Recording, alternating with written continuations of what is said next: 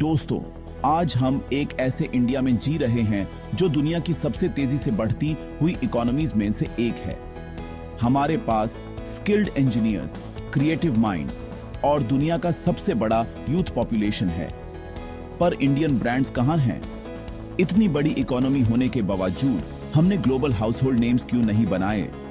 तो चलिए दोस्तों, शुरू करते हैं इस डीप डाइव को और समझते हैं कि इंडिया के ग्लोबल ब्रांड्स के सपने के बीच में आखिर क्या मिसिंग है। सबसे पहले हमें यह समझना बहुत जरूरी है कि प्रोडक्ट बनाना और एक ब्रांड बनाना दोनों में जमीन आसमान का फर्क है। प्रोडक्ट एक फिजिकल चीज है, कुछ ऐसा जो आप फैक्ट्री में बना सकते हैं, जिसे आप छू सकते हैं, देख सकते हैं, यूज कर सकते हैं। लेकिन ब्रांड एक इनविजिबल एसेट है जो कस्टमर के दिमाग और दिल में बनता है। ब्रांड एक इमोशन है, एक परसेप्शन है, एक ऐसा प्रॉमिस है जो हर इंटरैक्शन के साथ और मजबूत होता है। इंडिया एक फैंटास्टिक प्रोडक्ट मेकिंग नेशन है। हम क्वालिटी दवाइयां, सॉफ्टवेयर, टेक्सटाइल्स बनाते हैं। हमारे पास स्किल्ड लोग हैं, एडवांस टेक्नोलॉजी है और मैन्युफैक्चरिंग का स्केल भी है। हम दुनिया भर के लिए प्रोडक्ट्स बनाते हैं, चाहे वो मेडिसिन्स हो, आईटी सॉल्यूशंस हो या फिर कपड़े हो। लेकिन अक्सर ये प्रोडक्ट्स दूसरे ब्रांड्स के नाम से बिकते हैं और असली वैल्यू उन ब्रांड्स को मिलती है। ब्रांड वो चीज है जो कस्टमर के दिमाग में बनती है, एक इमोशन, एक प्रॉमिस, एक यादगार अनुभव। जब कोई कस्टमर ब्रांडेड प्रोडक्ट खरीदता है तो वो सिर्फ प्रोडक्ट नहीं, उस ब्रांड की कहानी, उसकी रेप्यूटेशन और उस पर अपना भरोसा भी खरीद रहा होता है। ब्रांड एक ऐसा रिश्ता है जो कस्टमर को बार बार वापस लाता है। नाइकी की टी शर्ट सिर्फ कपड़ा नहीं, एक स्टेटस सिंबल है। जब कोई नाइकी पहनता है तो वो अपने आप को एक कम्युनिटी का हिस्सा महसूस करता है, एक सर्टेन लाइफस्टाइल का एक्सप्रेशन करता है। ब्रांड की वजह से एक सिंपल टी शर्ट भी पावरफुल बन जाती है। इंडिया ने बेहतरीन टी शर्ट्स बनाई, नाइकी ने उन्हें ब्रांड बना दिया।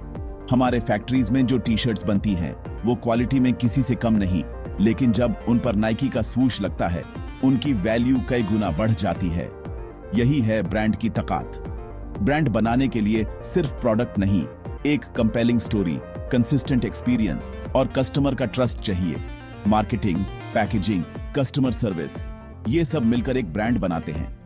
जब तक आप अपने प्रोडक्ट को एक यूनिक आइडेंटिटी नहीं देते, तब तक आप सिर्फ एक और मैन्युफैक्चरर ही रहेंगे। जब तक इंडियन कंपनीज प्रोडक्ट ट्रैप से बाहर निकालकर ब्रांड बिल्डिंग पर फोकस नहीं करती, तब तक ग्लोबल सक्सेस एक सपना ही रहेगा। दुनिया के टॉप ब्रांड्स ने यही किया है, अपने प्रोडक्ट्स को एक स्ट्रॉन्ग ब्रांड आइडेंटिटी दी है। अब समय आ गया है कि हम भी मैन्युफैक्चरिंग से आगे बढ़कर अपनी कहानी दुनिया को सुनाइए और अपने ब्रांड्स को ग्लोबल स्टेज पर ले जाइए। एक बड़ा मिथ है कि सिर्फ सस्ता बनाकर हम दुनिया जीत लेंगे। बहुत लोग सोचते हैं कि अगर हम अपने प्रोडक्ट्स या सर्विसेज सबसे कम दाम पर बेचेंगे तो कस्टमर्स खुद ब खुद आ जाएंगे। लेकिन यह सोच बहुत ही सरफेस लेवल है। सस्ता बनाना आसान है, लेकिन सिर्फ प्राइस कम करने से आप मार्केट में टिक नहीं सकते। जब तक आप वैल्यू नहीं दोगे, कस्टमर्स लॉयल नहीं रहेंगे। सस्ता होना सिर्फ एक एंट्री स्ट्रैटेजी है, लॉन्ग टर्म विनिंग स्ट्रैटेजी नहीं। मार्केट में आना आसान है पर टिकना मुश्किल। देखिए, दुनिया भर के सक्सेसफुल ब्रांड्स ने हमेशा प्राइस से ज्यादा वैल्यू पर फोकस किया है। उन्होंने अपने प्रोडक्ट्स को सिर्फ सस्ता नहीं बल्कि बेहतर बनाया है। क्वालिटी, इनोवेशन और कस्टमर एक्सपीरियंस पर इन्वेस्ट किया है। ग्लोबल कस्टमर सिर्फ प्राइस नहीं देखता, वो वैल्यू फॉर मनी देखता है। मतलब उसे लगना चाहिए कि जो पैसा दिया उसे ज्यादा मिला। इसलिए जब कोई कस्टमर प्रोडक्ट खरीदता है तो वो प्राइस के साथ साथ क्वालिटी, फीचर्स और ब्रांड रेपुटेशन भी कंपेयर करता है। सस्ता प्रोडक्ट अगर रिलायबल नहीं है तो कस्टमर वापस नहीं आएगा। एक्सपीरियंस पैकेजिंग से शुरू होता है, quality, design, customer service, after sales support. जब आप किसी प्रोडक्ट को खोलते हो, उसका पैकेजिंग, उसकी फील और उसके साथ मिलने वाली सर्विस सब कुछ मैटर करता है। ये छोटी छोटी चीजें ही ब्रांड को मेमोरेबल बनाती हैं। कस्टमर को लगना चाहिए कि उसकी केयर की गई है। पैकेजिंग, कस्टमर सर्विस, रिलायबिलिटी, ये सब ब्रांड के साइलेंट एम्बेसडर्स हैं। इन्हीं की वजह से कस्टमर आप पर ट्रस्ट करता है। जब प्रोडक्ट बार बार खराब होता है या सर्विस पुअर होती है तो कस्टमर का भरोसा टूट जाता है। लेकिन जब आप कंसिस्टेंटली अच्छा एक्सपीरियंस देते हो तो कस्टमर आपका ब्रांड रेकमेंड करता है। इसलिए कॉस्ट एडवांटेज एक धोखा है, असली एडवांटेज एक्सपीरियंस और ट्रस्ट में है। सस्ता प्रोडक्ट सिर्फ एक बार बिकता है, लेकिन अच्छा एक्सपीरियंस बार बार बिकता है। जब कस्टमर को भरोसा हो जाता है कि ब्रांड उनकी केयर करता है, तभी वो लॉयल बनता है। जब कस्टमर को लगेगा कि इंडियन प्रोडक्ट मतलब पीस ऑफ माइंड, तभी हम सस्ते होने के टैग से ऊपर उठ पाएंगे।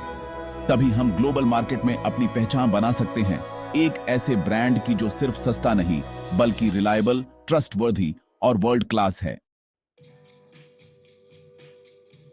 हमारे बिजनेस कल्चर की बड़ी रुकावट है short term thinking.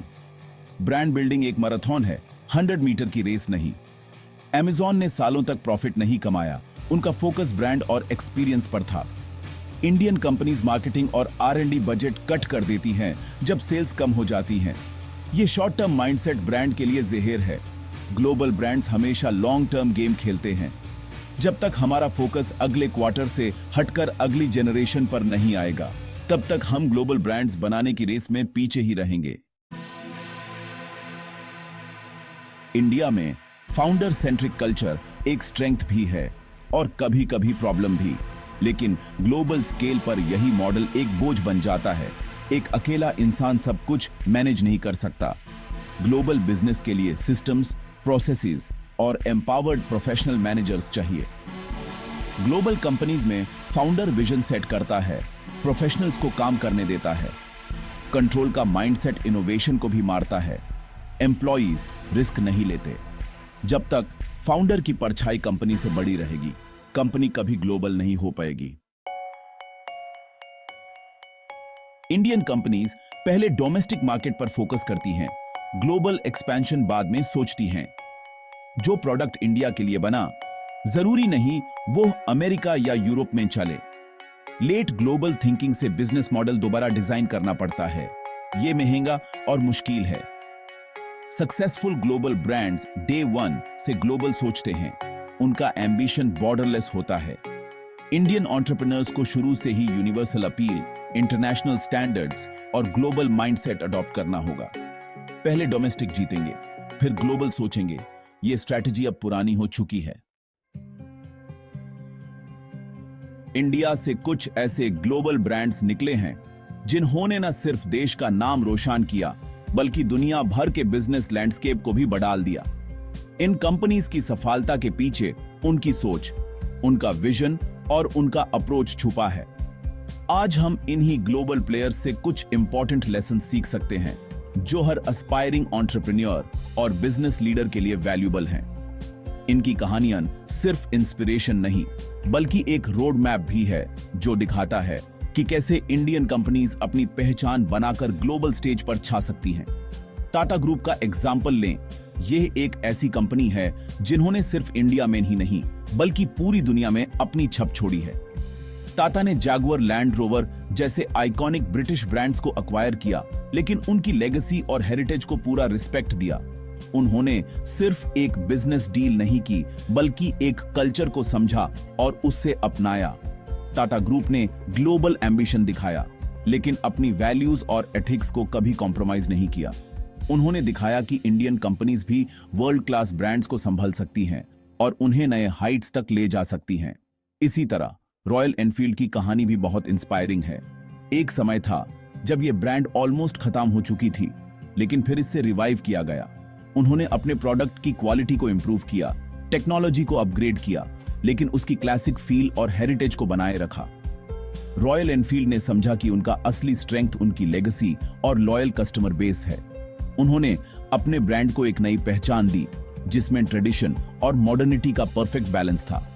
Royal Enfield ने सिर्फ एक मोटरसाइकिल नहीं बेची, बल्कि एक लाइफस्टाइल, एक कम्युनिटी और एक सेंस ऑफ एडवेंचर बेचा।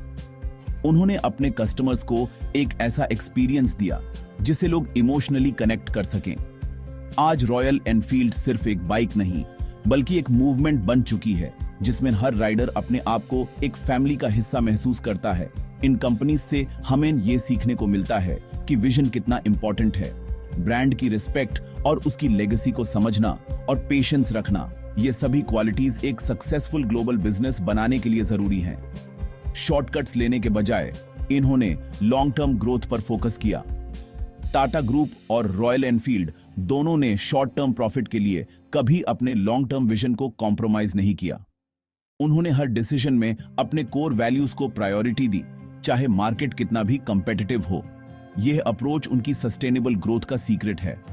आज जब हम टाटा और रॉयल एनफील्ड जैसे ब्रांड्स की सफलता देखते हैं, तो ये हमें यह भी बताता है कि अगर इंडियन कंपनीज अपने विजन, वैल्यूज और कमिटमेंट पर टिकी रहें, तो वो भी ग्लोबल स्टेज पर अपनी अलग पहचान बना सकती हैं। इनकी कहानियां हर इंडियन एंटरप्रेन्योर के लिए एक इंस्पिरेशन है। अगर ये कर सकते हैं तो आप भी कर सकते हैं।